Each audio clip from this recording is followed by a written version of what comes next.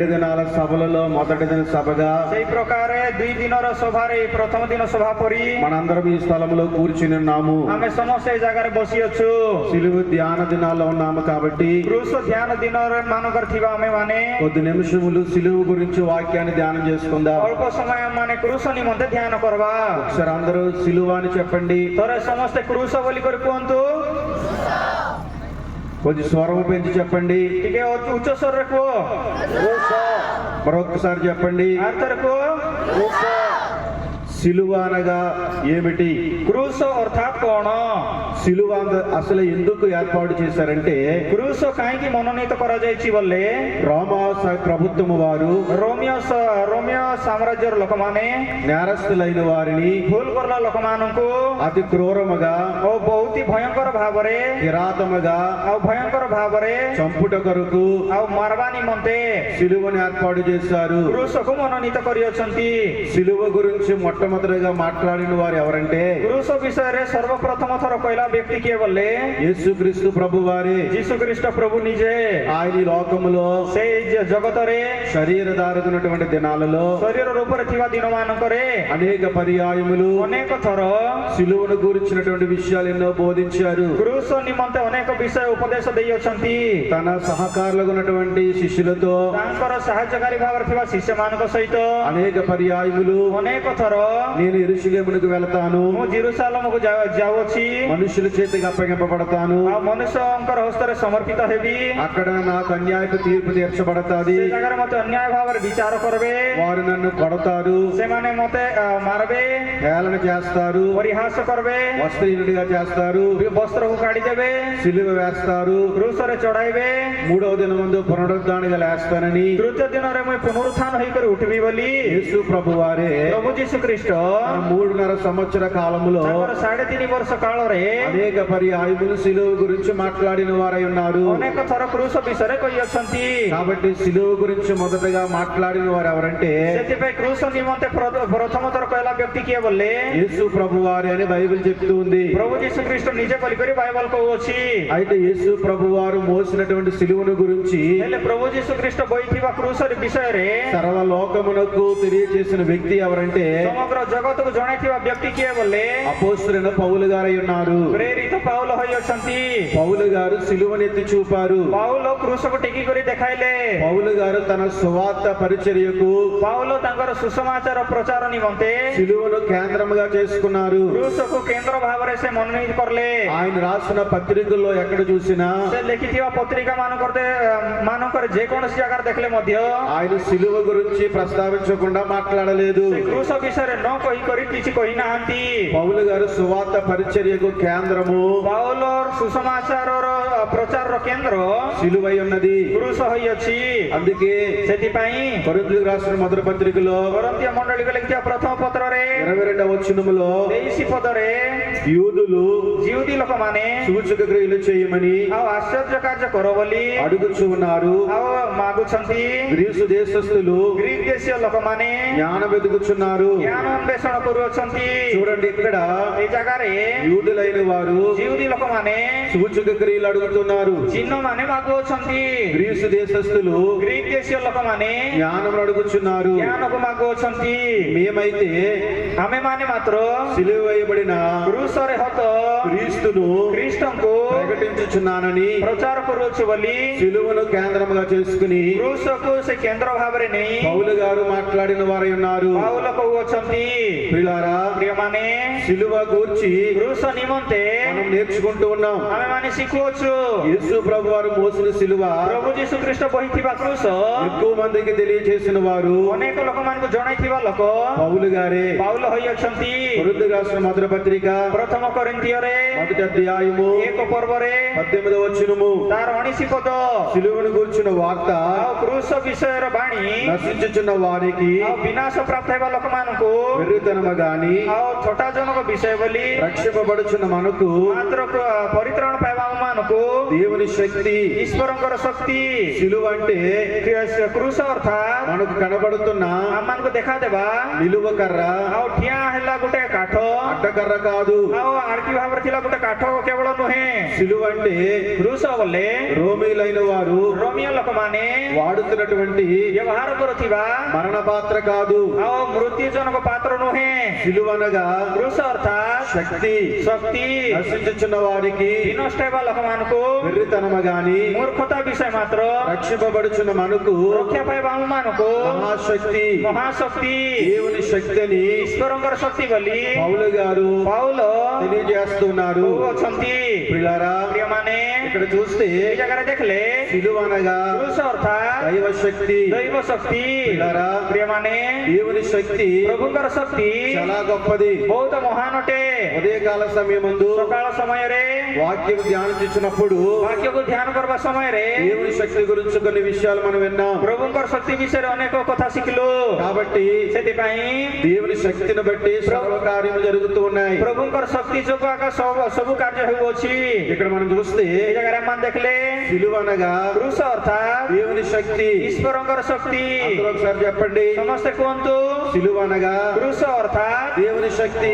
ଈଶ୍ୱରଙ୍କର ଶକ୍ତି। ఒకరొకరు చెప్పుకోండి. ନିଜେ ପରସ୍ପର ଥର କୁହ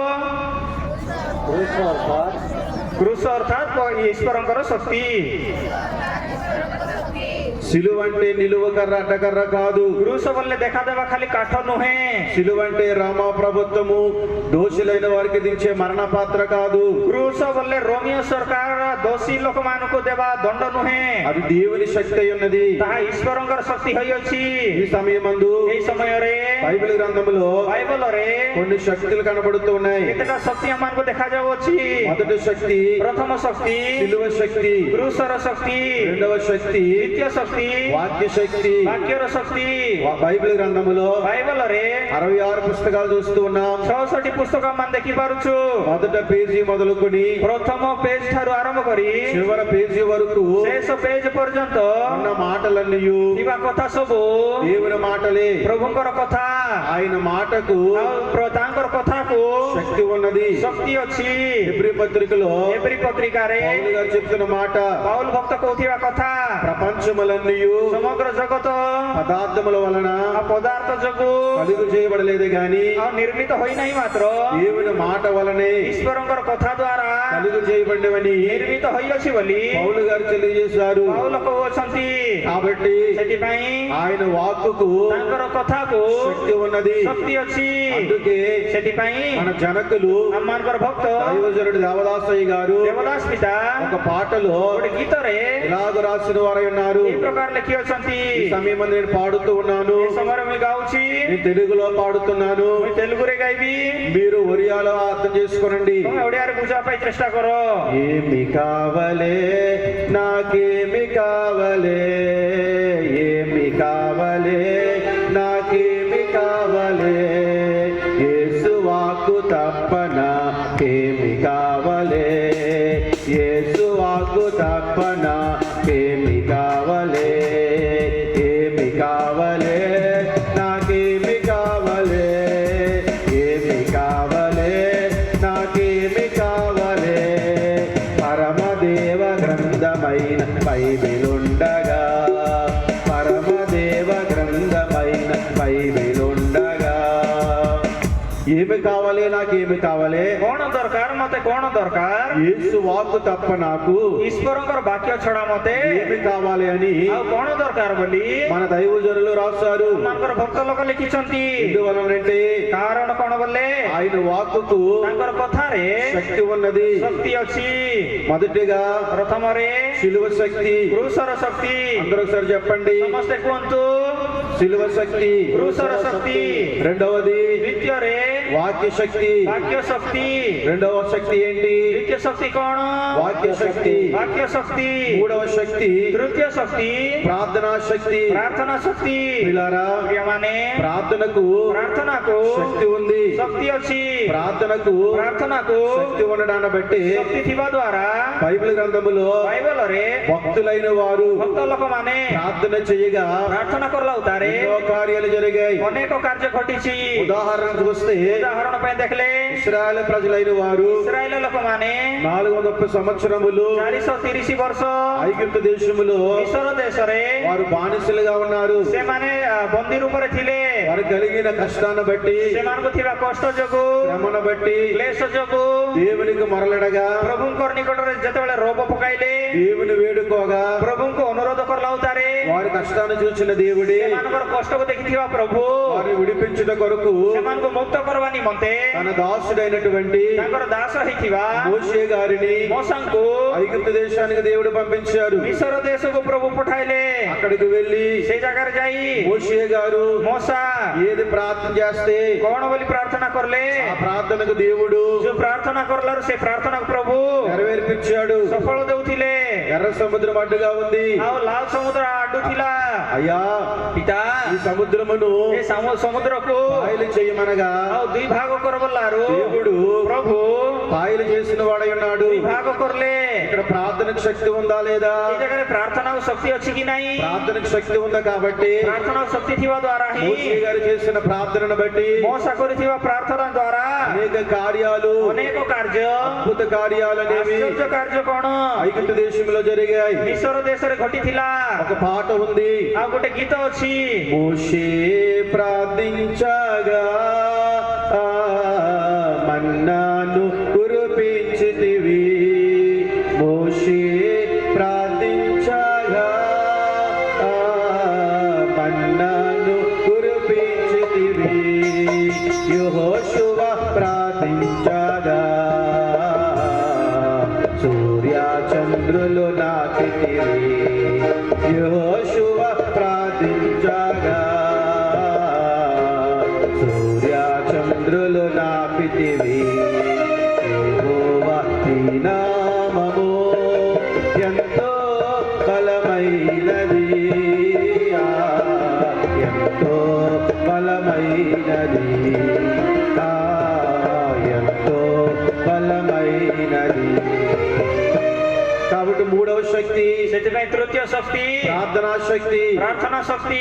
మోషే గారు ମୋସା ప్రార్థన చేయగా ପ୍ରାର୍ଥନା ఆ କରଲାଉତାରେ ప్రార్థనను బట్టి ସେ ପ୍ରାର୍ଥନା ଦ୍ୱାରା శక్తి గల కార్యాలు జరిగాయి. ଶକ୍ତିଯୁକ୍ତ କାର୍ଯ୍ୟ ହେଲା।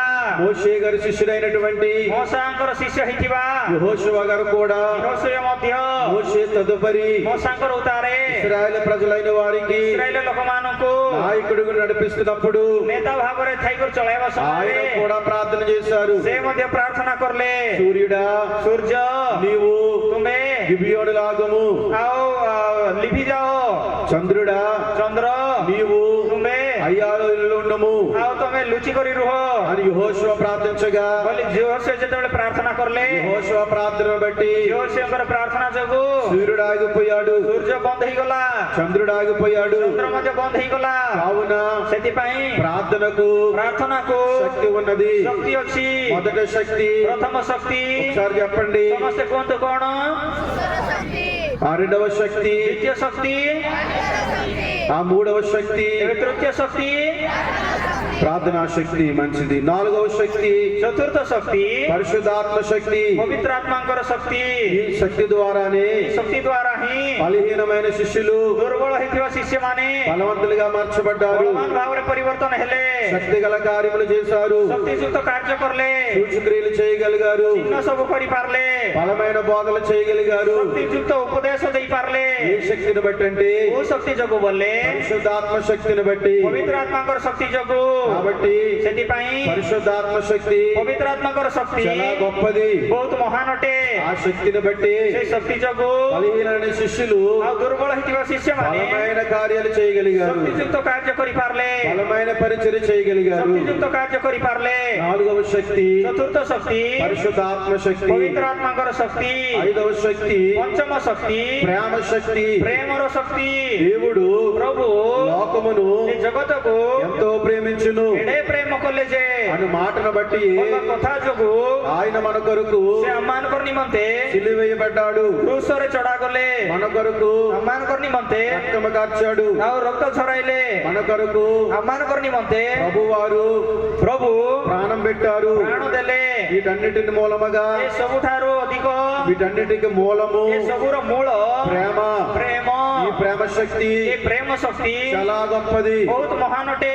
దేవుడు లోకమునందు ପ୍ରଭୁ ଏ ଜଗତକୁ ప్రేమించును. ଅନେକ ଅତି ପ୍ରେମ କଲେ। నీ మీద నా మీద ତୁମର ଉପରେ ମୋର ଉପରେ ప్రేమ ఉండడాన్ని బట్టి ପ୍ରେମ ଥିବା ଦ୍ୱାରା ఆయన తన మరణాన్ని మన కొరకు ధారబెట్టి పోసిన వారై ఉన్నారు. ସେ ତାଙ୍କର ମୃତ୍ୟୁ ଦ୍ୱାରା ତାଙ୍କର ପ୍ରାଣକୁ ଆମମାନଙ୍କର ନିମନ୍ତେ ଢାଳି ଦେଇ ଅଛନ୍ତି। కాబట్టి ఐదవదిగా ସେଥିପାଇଁ ପଞ୍ଚମରେ ప్రేమ శక్తి. ପ୍ରେମ ଶକ୍ତି। ఈ ప్రేమే ଏ ପ୍ରେମ ହିଁ ఎంతో గొప్ప కార్యమును ବହୁତ ମହାନ କାର୍ଯ୍ୟ చేయగలిగింది. କରିପାରିବ।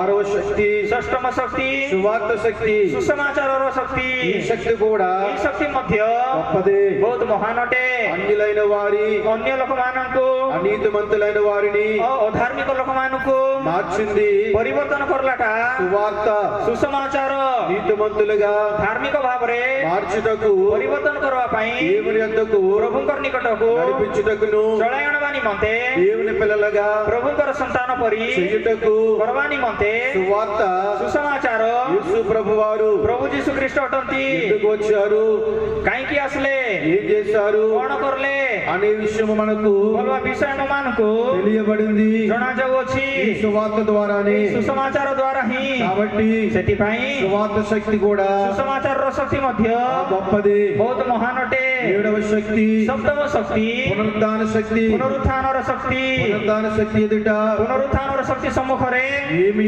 కూడా କିଛି ମଧ୍ୟ నిలవలేకపోయింది. ଛିଡା ହେଇପାରିଲା ନାହିଁ। ఆయన పునరుద్ధానం ఎదుట ତାଙ୍କର ପୁନରୁତ୍ଥାନ ସମ୍ମୁଖରେ కావలు వారు నిలవలేకపోయారు. ଆଉ ଜଗୁଆଳି ଲୋକମାନେ ରହିପାରିଲେ ନାହିଁ। ఆయన పునరుద్ధానం ఎదుట ତାଙ୍କର ପୁନରୁତ୍ଥାନ ସମ୍ମୁଖରେ బండ నిలవలేదు, ଆଉ ପଥର ରହିପାରିଲା ନାହିଁ। ముద్ర నిలవలేదు. ଆଉ ରାଜముଦ୍ରା ରହିପାରିଲା ନାହିଁ। ఆయన పునరుద్ధానం ఎదుట ତାଙ୍କର ପୁନରୁତ୍ଥାନ ସମ୍ମୁଖରେ ఏది నిలబడలేదు. କିଛି ମଧ୍ୟ ରହିପାରିଲା ନାହିଁ। కాబట్టి పునరుద్ధాన శక్తి గొప్పది. ସେଥିପାଇଁ ପୁନରୁତ୍ଥାନର ଶକ୍ତି ଅଧିକ। ఇందును బట్టి ଏଥି ଯୋଗୁ మనం చూస్తే ଆମମାନେ ଦେଖିଲେ సిలువ అంటే ఏమిటి? କ୍ରୁଶ ଅର୍ଥାତ୍ କଣ? దేవుని శక్తి. ଈଶ୍ୱରଙ୍କର ଶକ୍ତି। సిలువ అనగా କ୍ରୁଶ ଅର୍ଥାତ୍ దేవుని శక్తి అయినది. ଈଶ୍ୱରଙ୍କର ଶକ୍ତି ହେଇଅଛି। రెండవదిగా చూస్తే ଅଷ୍ଟମରେ ଆମମାନେ ଦେଖିଲେ సిలువ అనగా କ୍ରୁଶ ଅର୍ଥାତ୍ బదిలీ. ବଦଳ। యెషయా గ్రంథము ଇସାଇ ଭବିଷ୍ୟଦ୍ବକ୍ତାଙ୍କର ପୁସ୍ତକ 53వ అధ్యాయము 53 ପର୍ବ 5వ వచనాన్ని మనం చూస్తే 5 ପଦକୁ ଆମମାନେ ଦେଖିଲେ అక్కడ ସେଇ ଜାଗାରେ ప్రియులారా ପ୍ରିୟମାନେ 53వ అధ్యాయమునకు ଏ 53 ପର୍ବକୁ పెట్టబడిన పేరు ଦିଆଯାଇଥିବା ନାମ సిలువ అధ్యాయము କ୍ରୁଶର ଅଧ୍ୟାୟ లేదా ଅର୍ଥାତ୍ శ్రమ అధ్యాయమని କ୍ଲେଶର ଅଧ୍ୟାୟ ବୋଲି బైబిల్ పండితులు ବାଇବଲର ପଣ୍ଡିତମାନେ తెలియజేసిన వారు ఉన్నారు. ଆମମାନଙ୍କୁ ଜଣାଉଅଛନ୍ତି।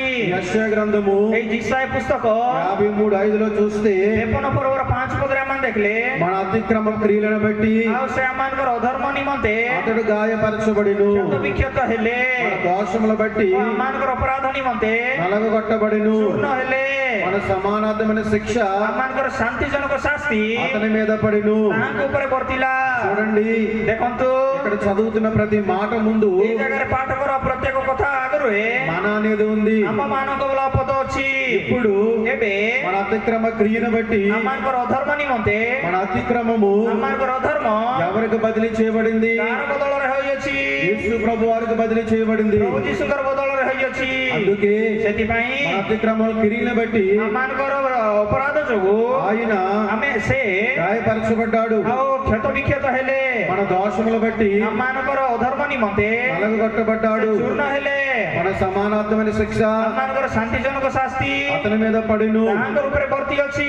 అతడు పొందిన దెబ్బల చేత ତାଙ୍କ ପ୍ରହାରରେ మనకు స్వస్థత కలుగుతున్నది. ଆମେମାନେ ସୁସ୍ଥ ହୋଇଅଛୁ। 6వ వచనములో చూస్తే ସହପଦରେ ଆମେ ଦେଖିଲେ మనమందరము ଆମେ ସମସ୍ତେ గొర్రెల వలె ମେଷଗଣ ତୁଲ୍ୟ త్రోవ తప్పిపోతుమి. ପଥଗାମୀ ହୋଇଅଛୁ।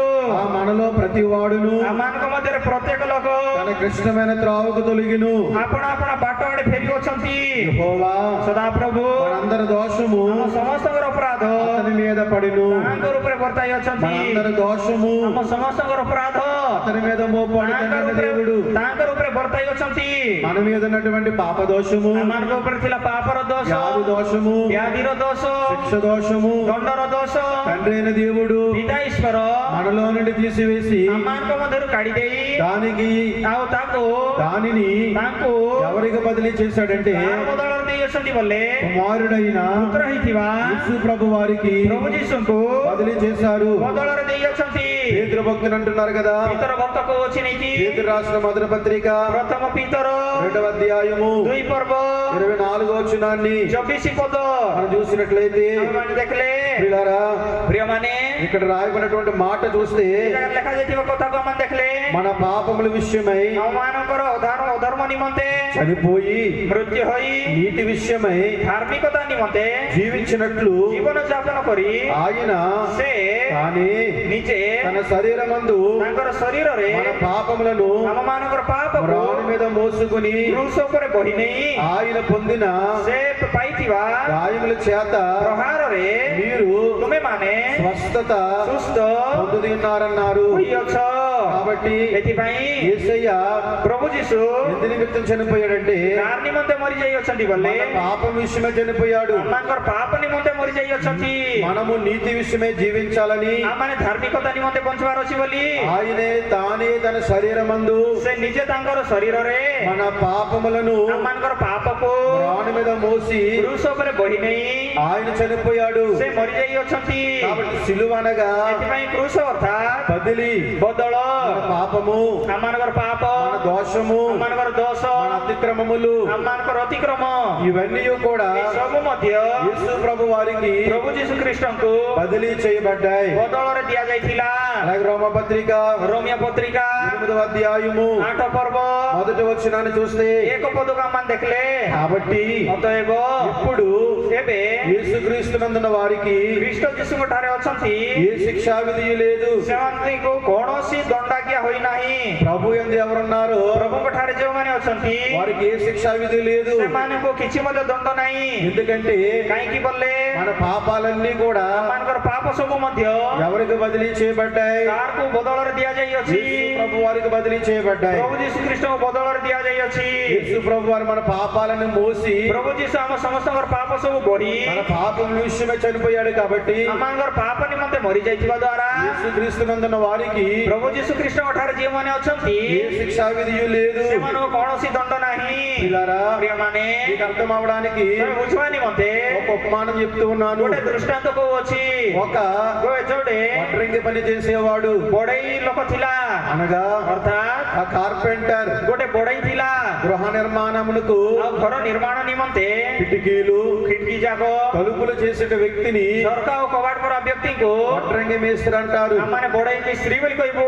ఈ వడ్రంగి మేస్త్రి ଏ ବଢେଇ ఒక దేవాలయమునకు ଗୋଟେ ମନ୍ଦିରରେ పని చేస్తూ ఉన్నాడు. କାମ କରୁଥିଲା। ఒక సెంటరింగ్ ఏర్పాటు చేసుకుని ଆଉ ସେ ସେଣ୍ଟରିଂ ତିଆରି କରି ఎత్తైన ప్రదేశములో ଆଉ ଉଚ୍ଚ ସ୍ଥାନରେ దేవాలయ పని చేస్తూ ఉన్నాడు. ଗିର୍ଜା ଘରର କାମ କରୁଥିଲା। ఆయన పైనుండి పని చేస్తూ ఉంటుంటే ସେ ଉପର ଠାରୁ କାମ କରୁଥିଲେ, ఆ కింద నుండి ତଳ ଠାରୁ కొన్ని గొర్రెలు వెళుతూ ఉన్నాయి. ଆଉ କେତେଟା ଛେଳି ମେଣ୍ଢା ମାନେ ଯାଉଥିଲେ। ఈ పైనున్న వ్యక్తి, ଏ ଉପରେ ଥିବା ବ୍ୟକ୍ତି ఈ వడ్రంగి మేస్త్రి గారు ଏ କାଠ ମିସ୍ତ୍ରୀ అనుకోకుండా ଆଉ ନ ଜାଣିକରି కిందకు పడిపోబోయారు. ତଳେ ପଡବା ଉପରେ ଥିଲା। ఆ కిందకు పడిపోతే ଆଉ ତଳେ ପଡିଗଲେ ఆయన ସେ ఒక గొర్రె మీద పడ్డారు. ଆଉ ଗୋଟେ ମେଣ୍ଢା ଉପରେ ପଡବ। గొర్రె చనిపోయింది. ମେଣ୍ଢା మరిଯିବ। ఈయనకి ఏం దెబ్బ తాగలేదు. ମାତ୍ର ଏ ବଡେଇ ଲୋକ କିଛି ବାଜଲା ନାହିଁ। ఆయన అనుకున్నాడు, ସେ ଭାବଲା, అయ్యో ଓହୋ నేను బ్రతుకున్నానంటే ମୁଇଁ ବଞ୍ଚିଛି ବୋଲେ గొర్రెను బట్టి ସେ ମେଣ୍ଢାର ଲାଗି ଆକା ఆ గొర్రె చనిపోకపోతే ଆଉ ସେ ମେଷ ଯଦି ମରି ନ ଯାଇଥାନ୍ତା నేను చనిపోవాలి. ମୁଇଁ ମରି ଯାଇଥାନ୍ତି। కాబట్టి ସେଥିପାଇଁ నాకు జీవమునిచ్చింది, ମତେ ଜୀବନ ଦେଲାଟା నేను ప్రాణంతో ఉన్నానంటే ମୁଇଁ ଆଜି ପ୍ରାଣ ସହିତ ଅଛି ବୋଲେ ఆ గొర్రె వలనే అని ଆଉ ସେ ମେଷ ଲାଗି ବୋଲି ఆలోచన చేసి ସେ ଆଲୋଚନା କରି మరలా పనికి వెళ్ళిపోయి ଆରି ଥରେ କାମରେ ଯାଇ ఆ పని చేస్తూ ఉన్నప్పుడు ସେ କାମ କରିବା ସମୟରେ ఒక తలుపు చెక్క మీద ଆଉ ଗୋଟେ କବାଟର କାଠ ଉପରେ గొర్రె చిత్రాన్ని గీశాడు, ସେ ମେଷର ଚିତ୍ରକୁ ବନାଇଲା, గొర్రె చిత్రాన్ని చెక్కాడు. ମେଷର ଚିତ୍ରକୁ ବନାଇଲା। చెక్కుతున్నప్పుడు అనుకున్నాడు కదా, ଆଉ ସେ ଚିତ୍ର ବନାଇବା ସମୟରେ ଭାବୁଥିଲା నాకు బదులుగా మరణించింది ఈ గొర్రె, ମୋର ବଦଳରେ ମେଷ ମରିଯାଇଅଛି, నా మరణము ఈ గొర్రె వేసుకుంది ମୋର ମରଣ ଏଇ ମେଷ ଭୋଗି ଅଛି అని గొర్రె బొమ్మను చెక్కి ବୋଲି ମେଷର ଚିତ୍ରକୁ ବନାଇ కింద ଆଉ ତଳେ బదిలి అని రాశాడంట. ବଦଳ ବୋଲି କରି ଲେଖିଅଛି। అలాగే ସେଇ ପ୍ରକାରେ మన దైవజనుడు కూడా ସେମାନଙ୍କର ଭକ୍ତ ଲୋକ ମଧ୍ୟ తెలుగు ధ్యాన పాటలలో ପୁରୁଷ ଧ୍ୟାନ గీତରେ ఒక పాటలో ଗୋଟେ గୀତରେ ఒక చరణం రాశారు. ଗୋଟେ పଦ ଲେଖିଛନ୍ତି। ఏంటి ఆ చరణం అంటే, ସେ ପଦ କଣ ବୋଲେ, నా రుణము తీర్చిన నా దేవా నా ప్రభువా నీ రుణము తీర్చగలనా, నా రుణము తీర్చిన నా దేవా నా ప్రభువా నీ రుణము తీర్చగలనా। నీవు నా ఋషివై బోధించి నా బదులు చనిపోయి నా వారి మరువగలనా. నీవు నా ఋషివై బోధించి నా బదులు చనిపోయి నా వారి మరువగలనా. కాబట్టి పిల్లారా, ସେଥିପାଇଁ ପ୍ରିୟମାନେ, నాకు బదులుగా చనిపోయిన ମୋର ବଦଳରେ ମରିଯାଇଥିବା నా దేవా ମୋର ପିତା నీ రుణమనేట్లు ତୁମର ଋଣ తీర్చగలనని ମୁଁ ଶୁଝି ପାରିବି କି ବୋଲି మన దైవజనులు ସେମାନଙ୍କର ଭକ୍ତ పాట ద్వారా మనకు తెలియజేశారు. ଦେବଦାସ ପିତା ଗୀତ ମାଧ୍ୟମରେ ଜଣାଇଅଛନ୍ତି। కాబట్టి మొదటగా ସେଥିପାଇଁ ପ୍ରଥମରେ సిలువ అంటే ఏమిటి? ପୁରୁଷ ଅର୍ଥାତ୍ କଣ? దైవ శక్తి. ଦୈବ ଶକ୍ତି। రెండవదిగా ଦ୍ୱିତୀୟରେ సిలువ అనగా ପୁରୁଷ ଅର୍ଥାତ୍ బదిలీ. ବଦଳ। మనం చేసిన పాపాలన్నీ కూడా ଆମମାନେ କରିଥିବା ପାପ ସବୁ ମଧ୍ୟ తండ్రి అయిన దేవుడు ଆଉ ପିତା ଈଶ୍ୱର కుమారునికి బదిలీ చేశాడు. ପୁତ୍ରଙ୍କ ଠାରେ ବଦଳ କରିଦେଇଛନ୍ତି। రెండవదిగా సిలువ అనగా ଦ୍ୱିତୀୟରେ କୃଷ ଅର୍ଥାତ୍ బదిలీ అయి ఉన్నది. ବଦଳ ହୋଇଅଛି। మూడవదిగా చూస్తే ତୃତୀୟରେ ଆମମାନେ ଦେଖିଲେ సిలువ అనగా କୃଷ ଅର୍ଥାତ୍ సమాధానము. ଶାନ୍ତି। ఎఫెసీ పత్రిక ఎఫెసీయ పత్రిక 2వ అధ్యాయము 2 ପର୍ବ 16వ వచనాన్ని 16 ପଦରେ మనం చూసినట్లయితే, ଆମମାନେ ଦେଖିଲେ తన సిలువ వలన କୃଷ ଦ୍ୱାରା ఆ ద్వేషమును సంహరించి ଶତ୍ରୁତାକୁ ବିନାଶ କରି దాని ద్వారా ତଦ୍ୱାରା వీరిద్దరిని ଉଭୟକୁ ఏక శరీరముగా చేసి ଏକ ଶରୀର ସ୍ୱରୂପ ଗଠନ କରି దేవునితో ଈଶ୍ୱରଙ୍କ ସହିତ ଈଶ୍ୱରଙ୍କ ସହିତ సమాధాన పరచవలనని ମିଳିତ କରାନ୍ତି ବୋଲି లాగు చేసిన గనుక ଆଉ ସେ ଏହି ପ୍ରକାର କରିଥିବା ଦ୍ୱାରା ఆయనే ସେ మనకు ଆମମାନଙ୍କୁ సమాధానకారకుడై ఉన్నాడు. ଶାନ୍ତିଦାତା ହୋଇଅଛନ୍ତି। దేవునికి ପ୍ରଭୁଙ୍କୁ మనుషులకును ଆଉ ମନୁଷ୍ୟମାନଙ୍କୁ ମଧ୍ୟରେ సమాధానం లేదు. ଶାନ୍ତି ନାହିଁ। ఈ సమాధానమునకు కారకుడు ఎవరంటే ଶାନ୍ତିର କାରଣ କଣ ବୋଲେ, యేసు ప్రభు వారు. ପ୍ରଭୁ ଯୀଶୁ ଖ୍ରୀଷ୍ଟ। మనకు సమాధానం ఉండకపోవడానికి గల కారణము ଆମମାନଙ୍କୁ ଶାନ୍ତି ନଥିବାର କାରଣ పాపమే. ପାପ దేవుడి నుండి మానవుని దూరం చేసింది ପ୍ରଭୁଙ୍କ ଠାରୁ ମନୁଷ୍ୟକୁ ଦୂର କରିଅଛି। పాపమై ఉన్నది. ସେଇଟା ପାପ ହୋଇଅଛି। అనాది కాలములో ଅନାଦି କାଳରେ దేవుడు ପ୍ରଭୁ ఏదైనా తోటను చేసి ఏదైనా ఉద్యానକୁ ତିଆରି କରି ఆ తోట నిలబడి చేయమని ସେ ఉద్యానକୁ ତମେ ଶାସନ କର ବୋଲି ఆ తోటలో ଆଉ ସେ ఉద్యాନରେ ఆది తల్లిదండ్రులైనటువంటి ଆଦି ପିତାମାତା ହେଇଥିବା ఆ అవ్వమ్మను ఆదామును దేవుడు ఉంచాడు. ସେ ଆଦମ ଓ ହବାଙ୍କୁ ରଖିଲେ। ప్రతిరోజు సాయంకాలపు వేళ ପ୍ରତ୍ୟେକ ଦିନ ସନ୍ଧ୍ୟାକାଳ ସମୟରେ దేవుడు రాగానే ପ୍ରଭୁ ଆସିଲା ସାଙ୍ଗେ ସାଙ୍ଗେ ఆదామములైన వారు ଆଦମ ଓ ହବା దేవుని యొక్క ପ୍ରଭୁଙ୍କର ఒక కాలు తొడ మీద ఒకరు, ଆଉ ଗୋଟେ ଗୋଟେ ଜଙ୍ଗରେ ଜଣେ ଜଣେ ఆ రెండవ కాలు మీద ఒకరు కూర్చుని ଆଉ ଦୁଇଟା ଜଙ୍ଗରେ ଦୁଇ ଜଣ ବସିକରି ముచ్చటిస్తూ ఉండేవారు. ଆଉ ତାଙ୍କର ସହିତ କଥାବାର୍ତ୍ତା କରୁଥିଲେ। ఇలా జరుగుతూ ఉండేది. ଏଇ ପ୍ରକାର ହେଉଥିଲା। కొన్ని దినాలు అయ్యేసరికి କେତେ ଦିନ ହେଲା ଉତାରେ ఎప్పుడు అవ్వమ్మ ଯେତେବେଳେ ହବା దేవుడు తినవద్దన్న పండు తిన్నదు, ପ୍ରଭୁ ଖାଅ ନାହିଁ ବୋଲି କହିଥିଲା ଫଳ ଖାଇଲା। వెంటనే ପ୍ରଭୁ మానవునికి ସାଙ୍ଗେ ସାଙ୍ଗେ ମନୁଷ୍ୟକୁ దేవునికి ଆଉ ପ୍ରଭୁଙ୍କୁ దూరం ఏర్పడింది. ଦୂରତା ଆସିଗଲା। కాబట్టి ସେଥିପାଇଁ దేవునికి దూరం అవడానికి గల మూల కారణము ପ୍ରଭୁଙ୍କ ଠାରୁ ଦୂର ହେବା ମୂଳ କାରଣ పాపమైనది. ପାପ ହୋଇଅଛି। యెషయా గ్రంథము ଇସାଇ ପୁସ୍ତକ 59వ అధ్యాయము ଆଉ 59 పర్వ మొదటి వచనాన్ని మనం చూస్తే ଏକ ପଦକୁ ଆମେ ଦେଖିଲେ రక్షింప నేరకుడున్నట్లు ଆଉ ରକ୍ଷା ନ କରଲା ପରି యెహోవా హస్తము ସଦାପ୍ରଭୁଙ୍କର ହସ୍ତ కొరచగా లేదు, ଆଉ ସେଟା ଭିତରକୁ ଯାଉନାହିଁ విన నేరకుడున్నట్లు ଆଉ ସେ ନ ଶୁଣିଲା ପରି ఆయన చెవులు ତାଙ୍କର କର୍ଣ୍ଣ మందమ కాలేదు. ଭାରି ହୋଇନାହିଁ మీ దోషములు ଆଉ ତମର ଦୋଷ మీకును ତୁମମାନଙ୍କର దేవునికి ଆଉ ତୁମମାନଙ୍କ ପରମେଶ୍ୱରଙ୍କ అడ్డముగా వచ్చును. ମଧ୍ୟରେ ବିଚ୍ଛେଦ ଘଟାଇ ଅଛି। చూడండి, ଦେଖନ୍ତୁ మన దోషములు ଆମମାନଙ୍କର ଅପରାଧ మనకును దేవునికి ఎలా ఉన్నాయంట? ଆମ ପାରି ପ୍ରଭୁଙ୍କର ମଝିରେ କେମିତି ଅଛି ପୁଣି అడ్డుగోడ వలె ఉన్నది. ବିଚ୍ଛେଦ ପରି ଅଛି ପୁଣି। అందువలన ସେଥିପାଇଁ ప్రియులారా, ପ୍ରିୟମାନେ రోమపత్రిక ଆଉ రోమిଓ 5వ అధ్యాయము 5 ପର୍ବ 10వ వచనాన్ని చూస్తే 10 ପଦକୁ ଆମେ ଦେଖିଲେ పౌలు గారు అంటున్న మాట ଏ ଜାଗାରେ ପାଉଲ କହିବା କଥା ఏలయనగా କାରଣ శత్రువులమై ఉండగా ଶତ୍ରୁ ଥିବା ఆయన కుమారుని ସମୟରେ ଯଦି మరణము ద్వారా ତାଙ୍କର ପୁତ୍ର మనము దేవునితో ମୃତ୍ୟୁ ଦ୍ୱାରା సమాధాన పరచబడిన ଈଶ୍ୱରଙ୍କର ସହିତ ମିଳିତ ହେଲୁ సమాధాన పరచబడిన వారమై ଆଉ ତାହେଲେ ఆయన ଆଉ ମିଳିତ ହୋଇ జీవించుట చేత ସେ ଜୀବିତ ଥିବା ଦ୍ୱାରା మరి నిశ్చయముగా ନିଶ୍ଚୟ రక్షింపబడుదుము. ପରିତ୍ରାଣ ପାଇବା। మనకు దేవునికి అడ్డుగా ఏమున్నాయి? ଆମକୁ ଆରି ପ୍ରଭୁଙ୍କର ମଝିରେ କଣ ଅଛି? పాపాలు ఉన్నాయి. ପାପ ଅଛି। అందును బట్టి ସେଥି ନିମନ୍ତେ దేవునికి మనకు దూరం ఏర్పడింది. ପ୍ରଭୁଙ୍କ ଆରି ଆମମାନଙ୍କର ମଝିରେ ଦୂରତା ଘଟି ଅଛି। దేవునికి మానవునికి సమాధానం లేదు. ପ୍ରଭୁଙ୍କ ଆରି ମନୁଷ୍ୟମାନଙ୍କର ମଝିରେ ଶାନ୍ତି ନାହିଁ।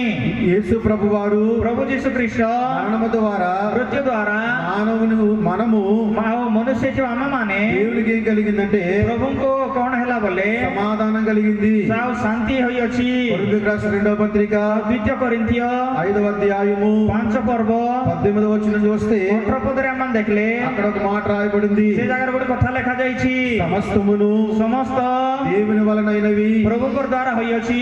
ఆయన మనలను ସେ ଆମମାନଙ୍କୁ క్రీస్తు ద్వారా ଖ୍ରୀଷ୍ଟଙ୍କ ଦ୍ୱାରା తనతో ତାଙ୍କ ସହିତ సమాధాన పరుచుకొని ଶାନ୍ତିରେ ମିଳନ କରି ఆ సమాధాన పరుచు ସେ ଶାନ୍ତିରେ పరిచర్యను ପରିଚର୍ୟାରେ మాకు అనుగ్రహించును. ଆମମାନଙ୍କୁ ଦାନ କରିଅଛନ୍ତି। అదేమనగా ତାହା କଣ ଅର୍ଥାତ୍ దేవుడు ପ୍ରଭୁ వారి అపరాధములను ଆଉ ତାଙ୍କର ଅପରାଧକୁ వారి మీద మోపక ତାଙ୍କର ଉପରେ ନ ରଖି క్రీస్తునందు ଖ୍ରୀଷ୍ଟଙ୍କ ଠାରେ లోకమును ଜଗତକୁ తనతో ତାଙ୍କ ସହିତ సమాధాన పరుచుకొనును. ଶାନ୍ତିରେ ମିଳନ କରାଉଛନ୍ତି। ఆ సమాధాన వాక్యమును ସେଇ ଶାନ୍ତିର ବାଣୀ మాకు ଆମମାନଙ୍କୁ అప్పగించును. ସମର୍ପିତ ହୋଇଅଛି। కాబట్టి క్రీస్తు ద్వారా ସେଥିପାଇଁ ଖ୍ରୀଷ୍ଟଙ୍କ ଦ୍ୱାରା మనకేం కలిగిందంటే ଆମମାନଙ୍କୁ କଣ ହୋଇଅଛି ବୋଲେ సమాధానం కలిగింది. ଶାନ୍ତି ହୋଇଅଛି।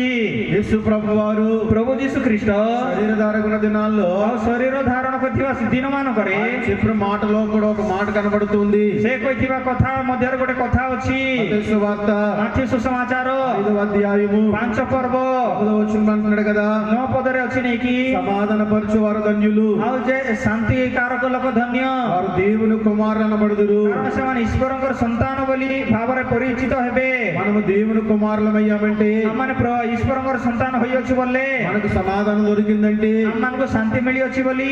సమాధానమునకు కారణము ଆଉ ଏ ଶାନ୍ତିର କାରଣ సిలువే. କ୍ରୁଶ। కాబట్టి ସେଥିପାଇଁ సిలువనగా କ୍ରୁଶ ଅର୍ଥାତ୍ సమాధానము, ଶାନ୍ତି। సిలువనగా మొదటగా କ୍ରୁଶ ଅର୍ଥାତ୍ ପ୍ରଥମରେ మీకు జ్ఞాపకం ఉండాలని పదే పదే చెప్తూ ఉన్నాను. ତମକୁ ମନେ ରହିଯିବାର ଅଛି ବୋଲି କରି ବାରମ୍ବାର କହୁଛି।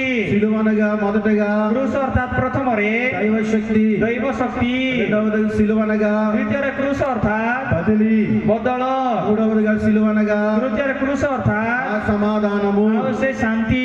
నాలుగవ దానికి వెళ్తున్నాను. ଚତୁର୍ଥ ବିଷୟ ମଧ୍ୟ ବୁଝିବା। సిలువనగా କ୍ରୁଶ ଅର୍ଥାତ୍ తగ్గింపు, ଆଉ ନ୍యూନତା, వినయము, ବିନୟ, మరణము. ମରଣ।